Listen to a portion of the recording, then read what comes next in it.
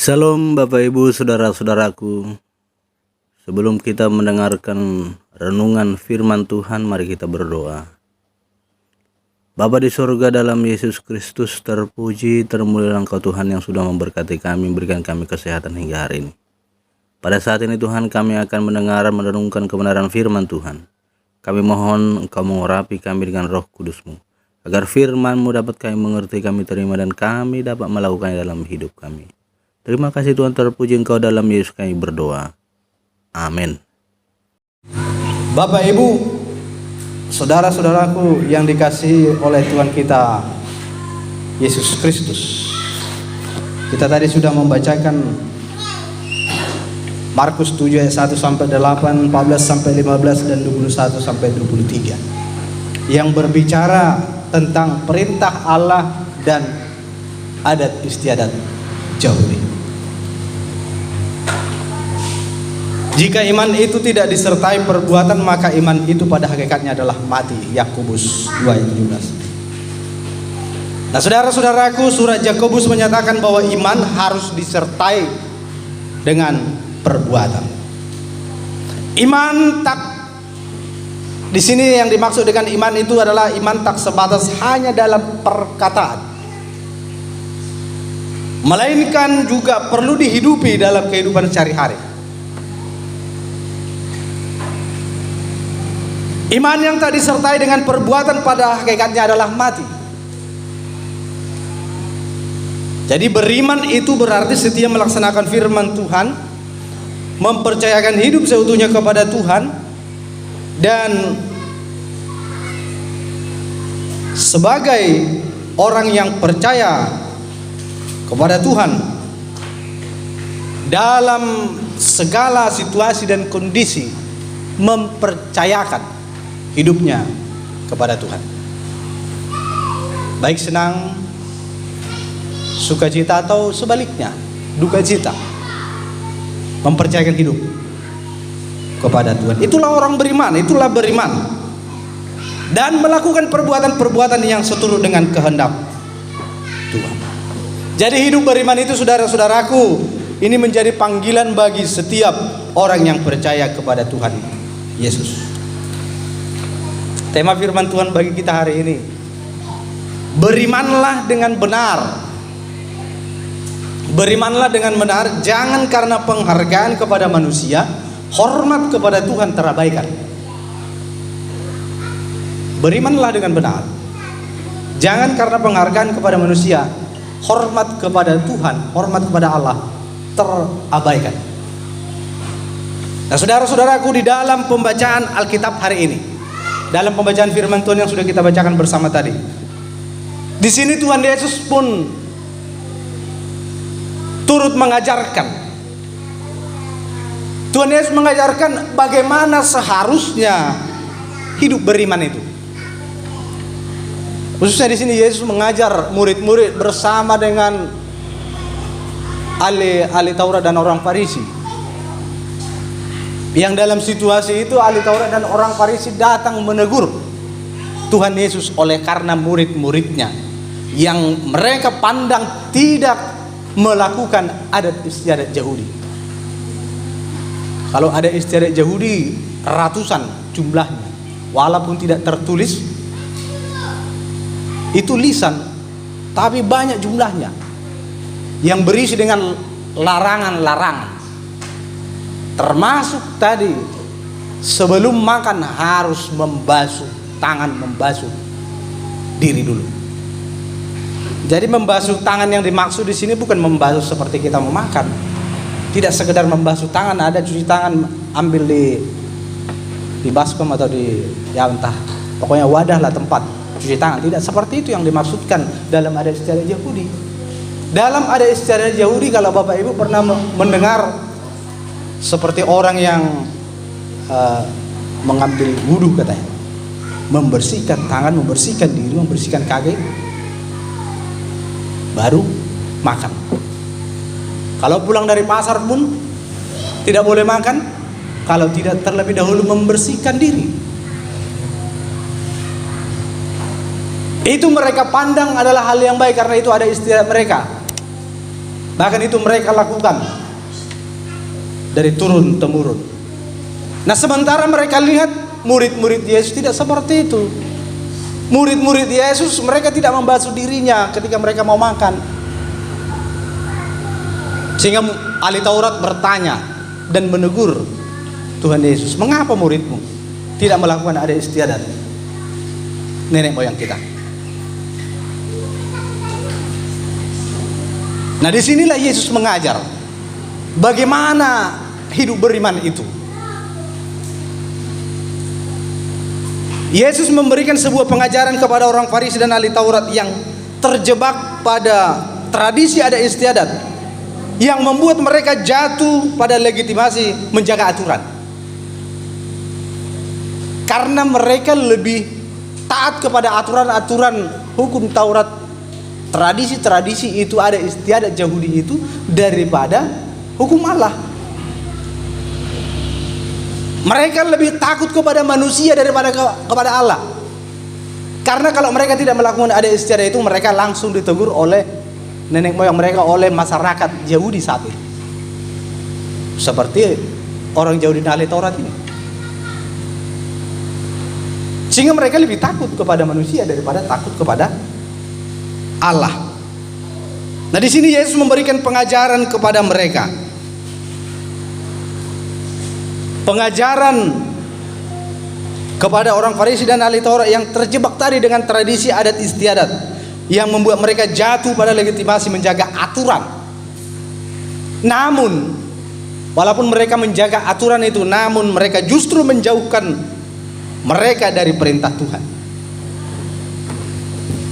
Seharusnya ada istiadat itu adalah membuat masyarakat, membuat orang-orang, membuat manusia itu lebih dekat kepada Tuhan. Kalau memang dilakukan dengan benar, dengan baik, maka adat istiadat itu seperti itu. Namun pada kenyataannya Yesus melihat kehidupan ahli Taurat dan orang Farisi, justru apa yang mereka lakukan itu dengan tradisi, dengan adat istiadat keyahudian itu, justru itu menjauhkan mereka dari perintah Tuhan. Nah, disinilah Tuhan Yesus menegur langsung.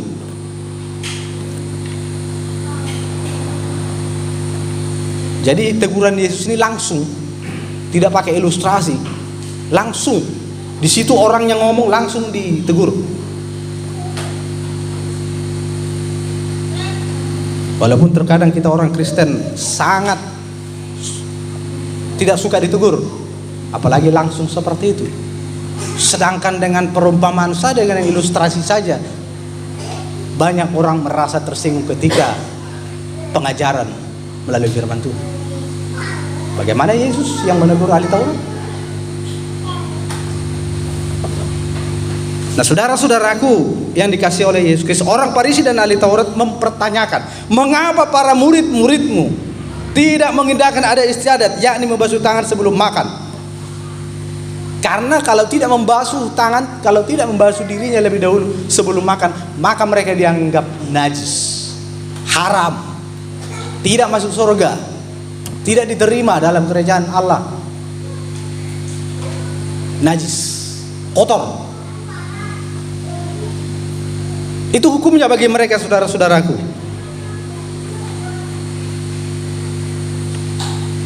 Namun ternyata hukum itu menjauhkan mereka dari kehendak Allah. Adat istiadat menjauhkan mereka. Dan ternyata juga adat istiadat itu juga sering menjauhkan kita dari kehendak Tuhan. Orang-orang Batak tak terkecuali juga. Oleh karena adat istiadatnya sering sekali terjebak kepada legitimasi akan ketaatan kepada aturan adat istiadat. Seperti tema firman Tuhan tadi, karena penghormatan kepada manusia, penghormatan kepada Allah terabaikan. Adat istiadat itu kan menunjukkan penghormatan kepada sesama, kepada manusia.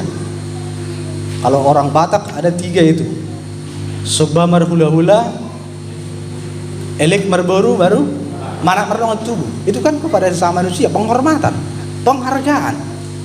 Terkadang kita sering sekali orang Kristen ini untuk menunjukkan penghormatan ini, penghormatan kepada Allah terabaikan. Sebagai contoh saja misalnya saudara-saudaraku, karena nanti sore ini di hari Minggu, karena nanti sore ada acara di rumahnya, ada punguan misalnya, ada pertanyaan. Memang hal yang baik, pertanyaan namanya. Punguan, atau punguan apa itu? Mungkin punguan persaudaraan, punguan marga dan lain sebagainya. Jadi karena nanti sore di rumahnya ada acara, sehingga keluarga ini, khususnya ini si ibu, dia sibuk merlobas, mempersiapkan segala sesuatu untuk acara besok, supaya orang-orang yang datang ke rumahnya dalam acara itu merasa sukacita. Tujuan dia baik, menunjukkan penghormatannya, penghargaannya kepada sesamanya. Karena sibuk dengan mempersiapkan segala sesuatunya untuk tamu yang akan datang ke rumahnya, sampai-sampai dia pun tidak gereja lagi. Pagi sudah ke pasar, pulang dari pasar, memasak dan lain sebagainya. Sehingga gereja, ibadahnya, hal yang lebih utama jadi terabaikan. Penghormatan kepada Allah di hari Minggu itu jadi terabaikan hanya karena penghormatan kepada manusia. Ini kan ada istiadat, yang ternyata ada istiadat itu menjauhkan manusia dari Tuhannya. Maka saudara-saudaraku yang dikasihi oleh Tuhan kita Yesus Kristus, agar keduanya itu bisa dilakukan dengan baik, penghormatan kepada sesama itu bisa berjalan dengan baik, terutama penghormatan kepada Tuhan itu juga tidak terabaikan, namun tetap bisa kita lakukan.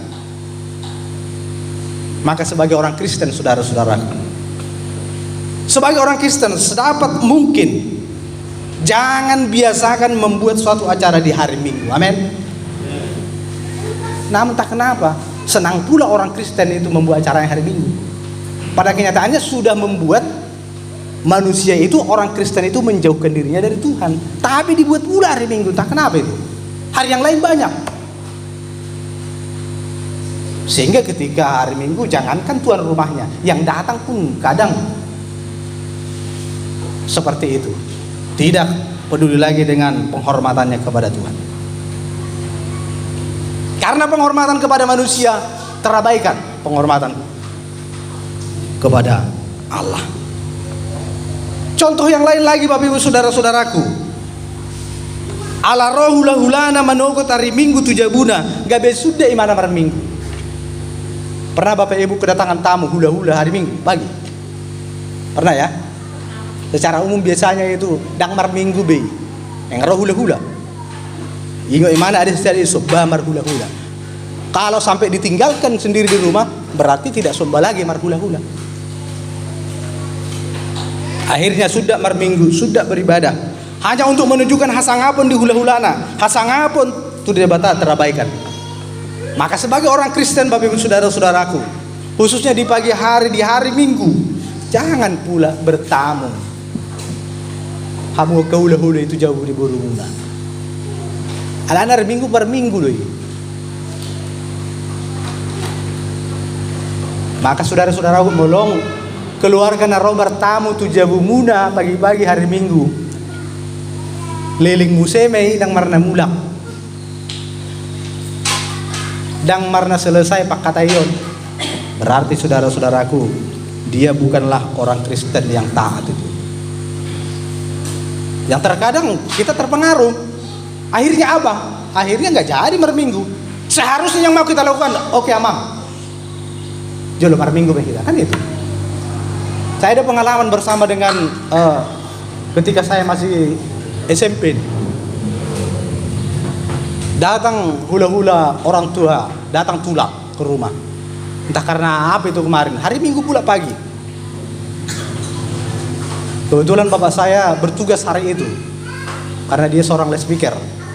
Jadi dia sudah siap-siap, datang pula tamu. Apa dikatakannya? Mar Minggu maju hita. Anom memusita hata yang mulai segereja. Tapi kebetulan tulangon tak par Minggu. Mau tak mau dia harus ikut. Nah seharusnya begitu Bapak Ibu saudara-saudaraku. Oh nggak siap-siap neng berangkat, roh tamu. Oh berarti kare, kudul. Nah nggak jadi. Penghormatan kepada manusia membuat penghormatan kepada Allah terabaikan. Itulah manusia saudara-saudaraku, karena lebih takut kepada manusia daripada kepada Tuhan, sehingga itu pun dilakukan.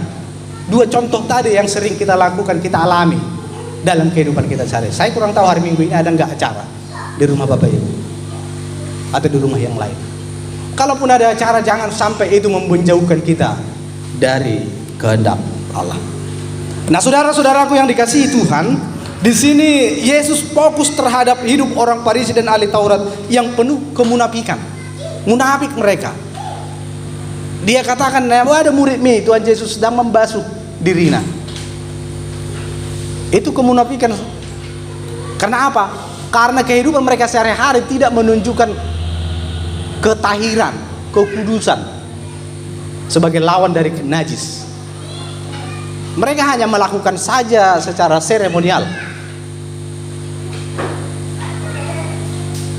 Nah, di sini Yesus fokus kepada sikap orang Farisi dan ahli Taurat ini yang penuh kemunafikan. Mereka seolah-olah beriman dan memuliakan Tuhan, namun sikap hidup mereka sehari-hari sesungguhnya tidak mencerminkan hidup orang yang beriman.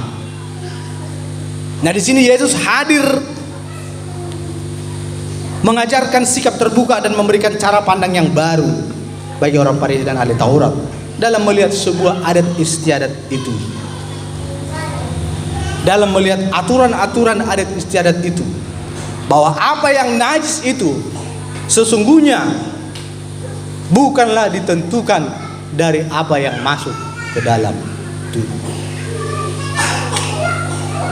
Karena mereka kan ditegur sebelum makan, kok enggak membasuh diri dulu. Nah, apa yang kita makan itu tidak membuat kita najis, itu tidak membuat kita haram dan lain sebagainya. Membuat sakit bisa apa yang kita makan, tapi membuat najis tidak, membuat haram tidak. Namun apa yang membuat najis?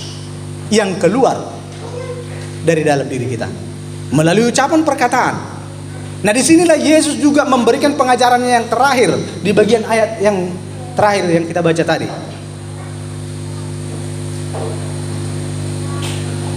Yesus mengatakan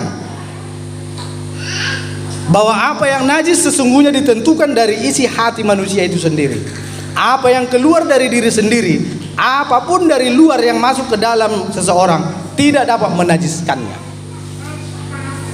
Tetapi apa yang keluar dari seseorang itulah yang menajiskan, ayat 15. Oleh karena itu saudara-saudaraku, kita harus mengatur, kita harus mengendalikan keinginan yang keluar dari dalam hati kita, yang muncul melalui ucapan kita, perkataan kita. Kita harus bisa kendalikan itu. Kita harus mengendalikan diri kita supaya pikiran kita itu tidak jahat, supaya kita tidak melakukan percabulan, pencurian, pembunuhan, penjinaan, keserakahan, kejahatan, kelicikan, hawa nafsu, iri hati, hujat, kesombongan dan kebebalan. Ini yang sering dilakukan manusia, dan ini yang ditegur Yesus kepada orang Farisi dan ahli Taurat saat itu. Bukan persoalan najis, bukan karena makanan masuk ke mulut, tapi yang keluar dari diri kita. Yang keluar maksudnya bukan soal makanan lagi, tapi yang keluar adalah melalui ucapan, tindakan, perbuatan. Itu yang menajiskan kita. Seperti contoh-contoh perbuatan jahat yang disampaikan Tuhan Yesus tadi ayat 15. Maka sebagai pengikut Tuhan Yesus, saudara-saudaraku, kita bersama hari ini diingatkan untuk terus hidup beriman dengan benar, dengan menjalani hidup dengan penuh ketaatan, sepenuh hati kepada Allah, tidak seperti orang munafik, dan menjauhi segala perbuatan-perbuatan yang tak seturut dengan kehendak Tuhan. Maka hari ini Bapak Ibu saudara-saudara,